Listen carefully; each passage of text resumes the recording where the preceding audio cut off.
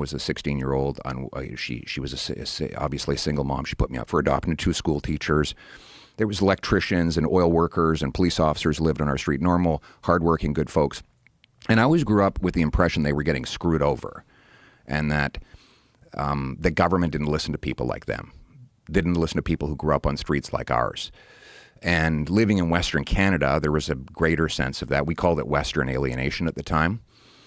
And there was this guy, kind of a quirky guy, but a really brilliant guy named Preston Manning. And I saw this billboard of him, and he had his fist up and it said, "Enough." And I said, yeah, I like that guy. So I got involved in politics. And I started reading about different things. I read a biography on Fidel Castro, and then I read Justin's some more. dad. No, not Justin's dad. Right? No. His dad was sure? Pierre. His dad was Pierre.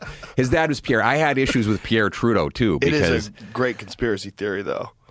well, it is a hell of a. I don't think it's a true one though. His dad is Pierre. Unfortunately.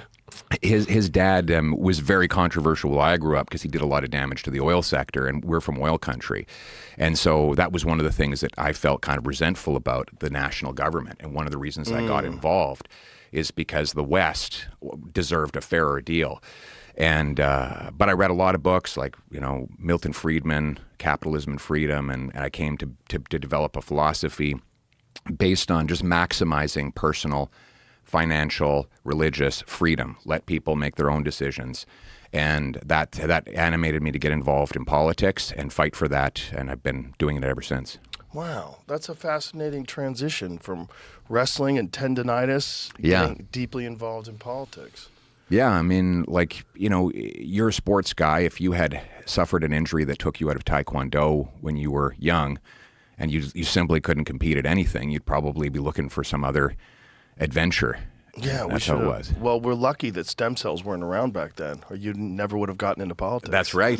I would have been a wrestler. I don't know if I would have won any awards, but yeah, that was how I got started, and I got very active very quickly. I got my first internship making $600 a month when I was 16 or 17 years old, and would take 2 trains and a bus, and an hour and 45 minutes each way. But I was so thrilled. My dad bought me a used suit and a used pair of shoes, and I thought, this is so incredible. I'm an important guy. I wear dress shoes. I wear a tie. Didn't matter that the tie was bought from some dead guy whose family had sold it to a used store. But that was my start, and I loved it.